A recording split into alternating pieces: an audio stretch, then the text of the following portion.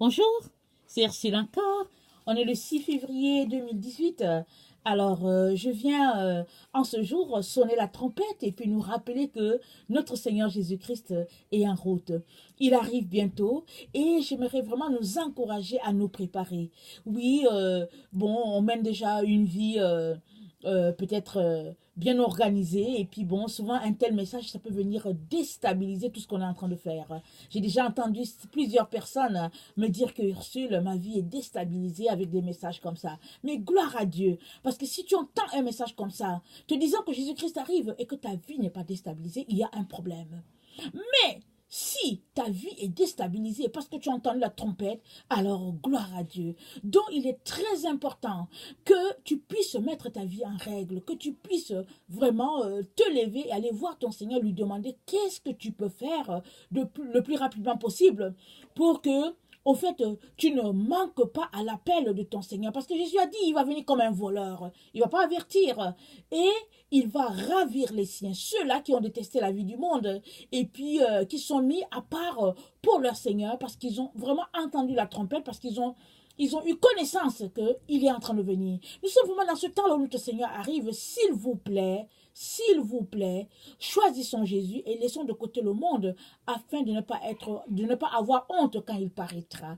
Donc voilà, aujourd'hui, je viens apporter un autre enseignement sur l'histoire se répétera. Donc voilà, et au fait, j'étais en train de préparer des enseignements sur des sujets que le Seigneur m'a donnés qui portent beaucoup sur le livre d'Enoch. Et pendant que je t'en préparer ces enseignements, j'ai été frappée par l'état de mon âme. Et je me suis rendu compte que non, en fait, j'étais triste. Et puis j'étais triste parce que je sais que il y a mes frères, mes sœurs qui peuvent se retrouver à passer par ces moments difficiles-là. Et puis j'ai trouvé ça vraiment, vraiment très difficile. Surtout que on est dans le temps où souvent on nous rappelle ce qui s'est passé avec l'Holocauste des Juifs. Alors, regardez, j'ai déjà mentionné plusieurs fois que je suis une personne, je ne regarde pas beaucoup les films. Mais j'ai été marquée par 3 films dans ma vie que j'ai regardés. Et il y a le film Bénur qui m'a vraiment touchée. Et puis, il y a 2 films.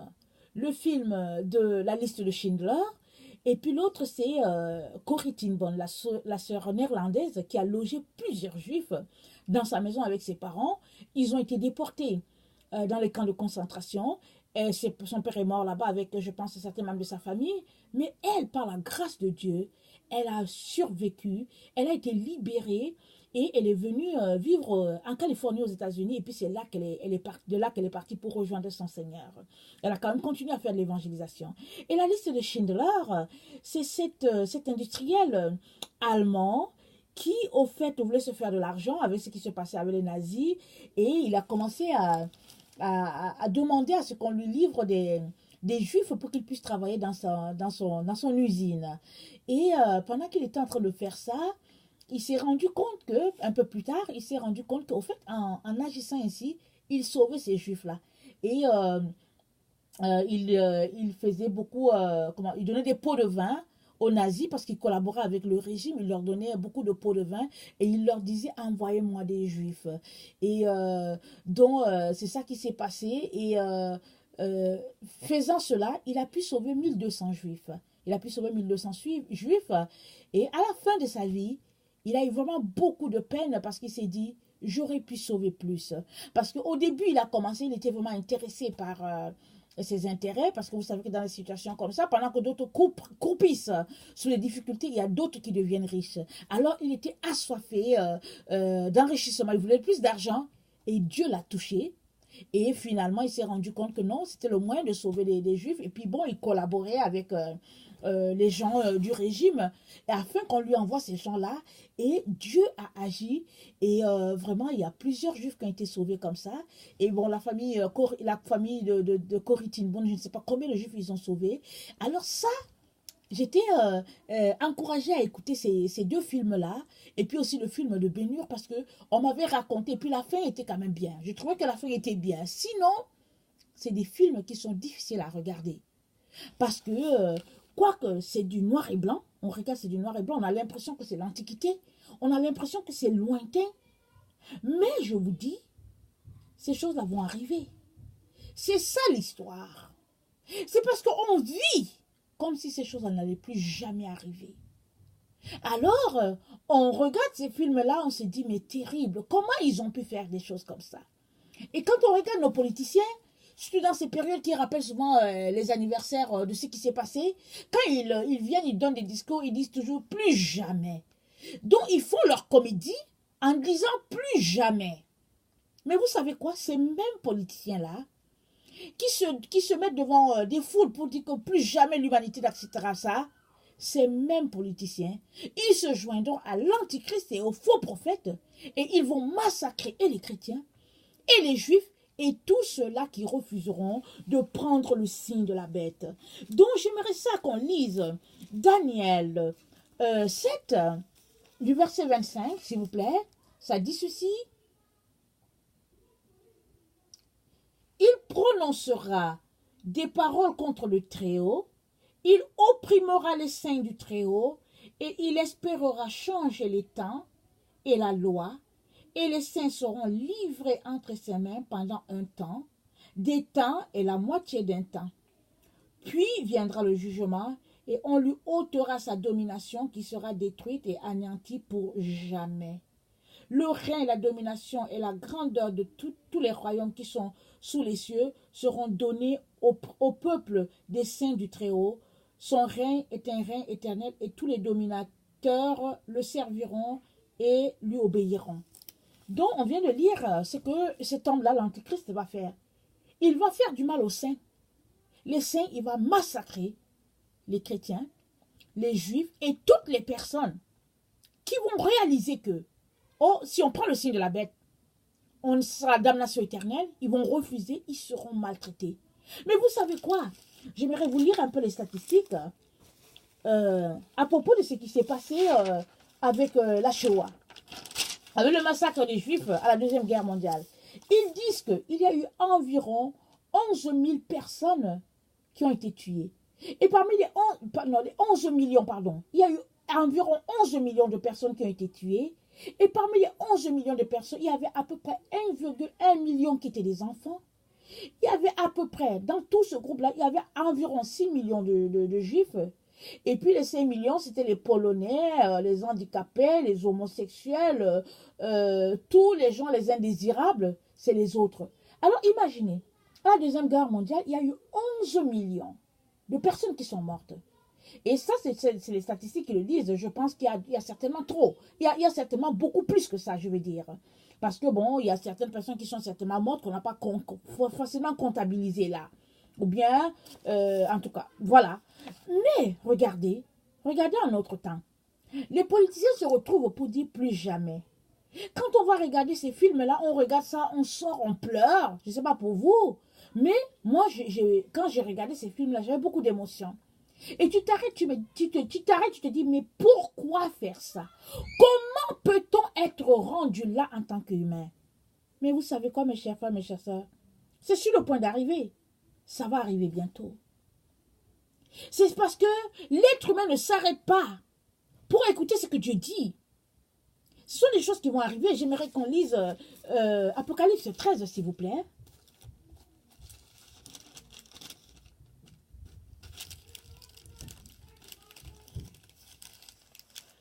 Je ne sais pas à partir d'où je vais lire parce que c'est quand même un peu long.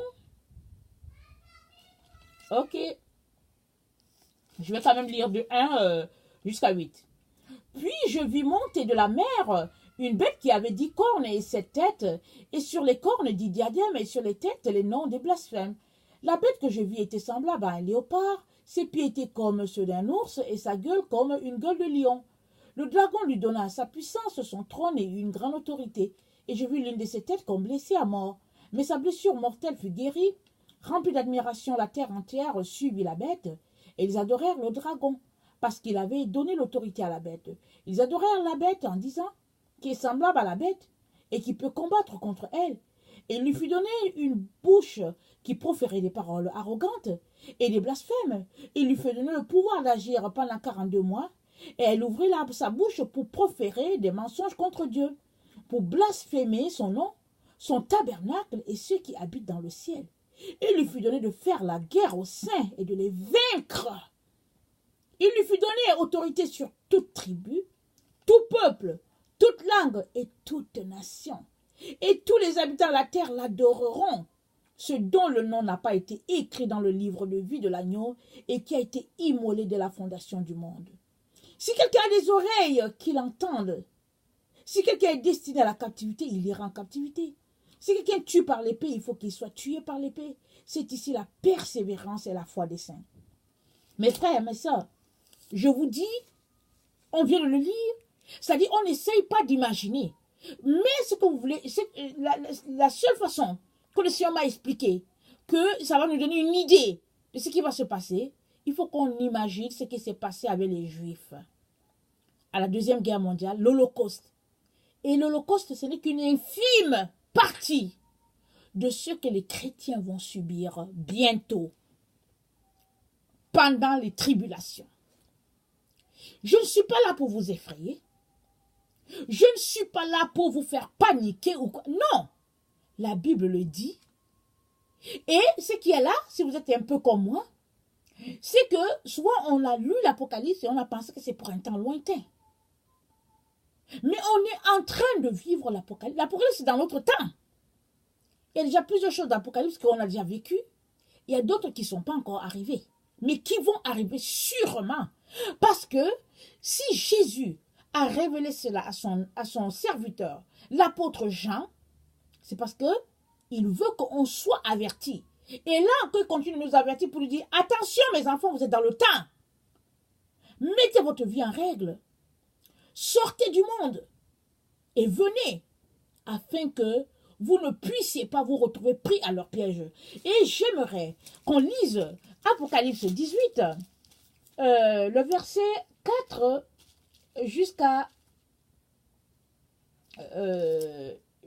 jusqu'à 8. Ok. Et j'entendis du ciel une autre voix qui disait, sortez du milieu d'elle, mon peuple, afin que vous ne participiez point à ses péchés, et que vous n'ayez point de part à ses fléaux. Car ses péchés se sont accumulés jusqu'au ciel, et Dieu se souvenu de ses iniquités. Payez-la comme elle a payé, et rendez-lui au double selon ses œuvres. Dans la coupe où elle a versé, versez-lui au double. Autant elle s'est glorifiée et plongée dans le luxe, autant donne-lui de tourments et de deuil, parce qu'elle a dit en son cœur, je suis assise en reine, je ne suis point veuve, et je ne verrai point le deuil. À cause de cela, en un même jour, ces fléaux arriveront, la mort, le deuil et la famine, et elle sera consumée par le feu, car il est puissant, le Seigneur Dieu qui l'a jugée. Donc ici, ça parle de l'Église catholique. Comment elle sera jugée? Et nous savons que le siège, c'est à Rome. Donc ici, là, la femme, c'est Rome et tout son système, le système de l'Antichrist. Et puis nous savons, si vous ne le savez pas, je vous informe, que c'est elle qui a mis tout le système là en place. Et puis le système est en marche depuis longtemps.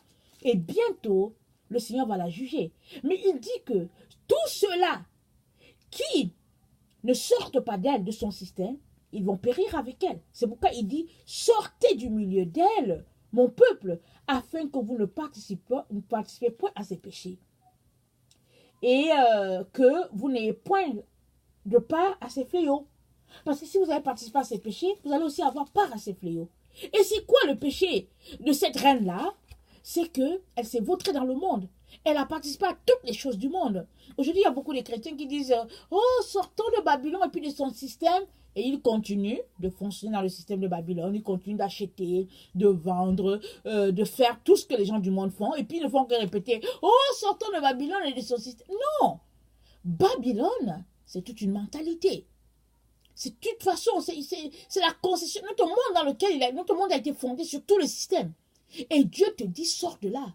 Viens te réfugier en lui. Lui, il est capable de te nourrir.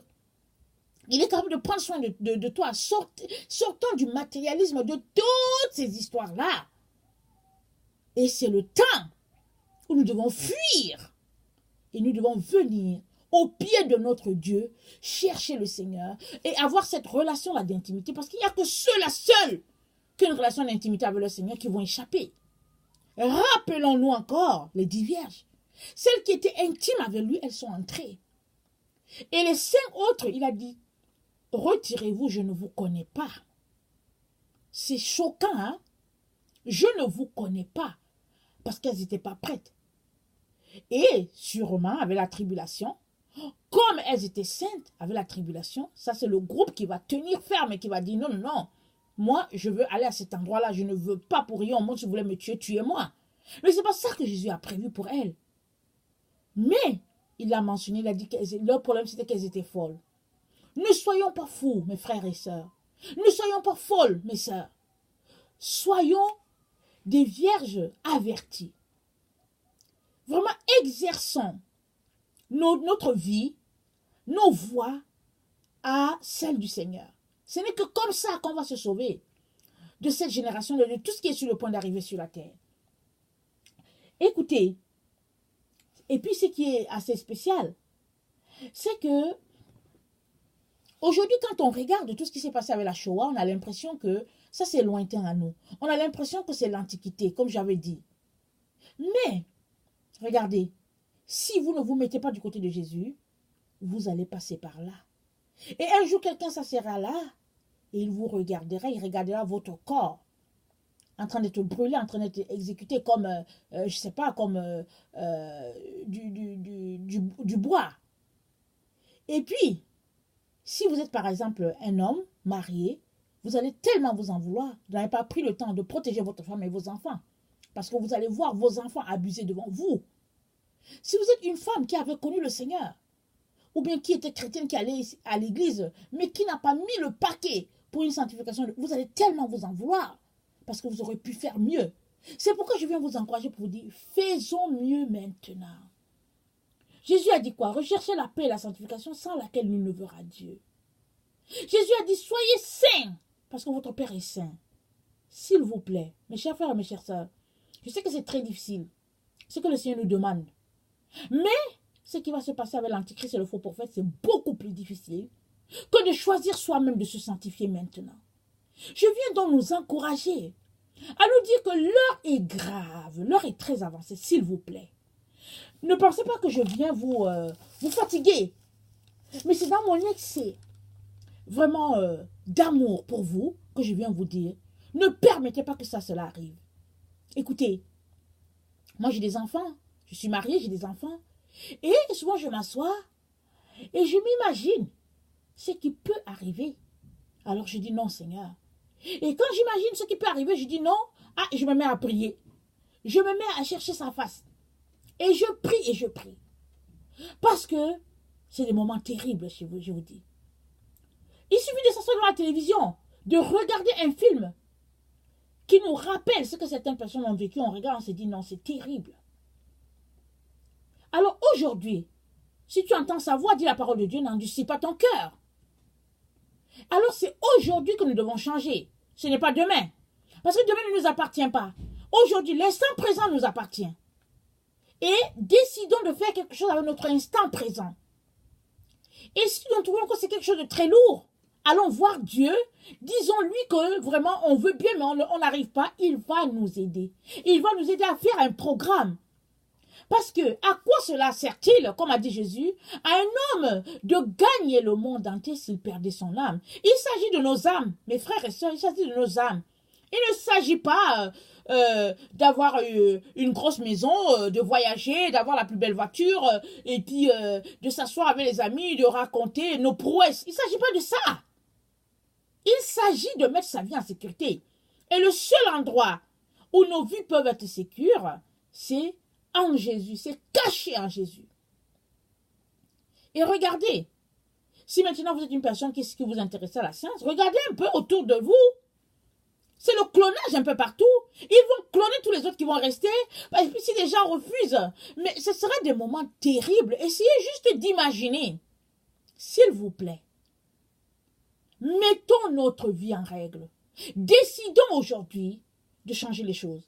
Et je l'ai déjà dit une fois, si vous êtes deux qui travaillez, s'il vous plaît, qu'une personne décide de se retirer pour prier, et pendant que l'autre continue peut-être à le faire parce qu'il faut payer les factures et tout ça, que vous deux vous continuez le travail, chacun cherche sa gloire, et à la fin, vous voici, vous n'avez pas sauvé les enfants, vous ne vous êtes pas sauvé vous-même.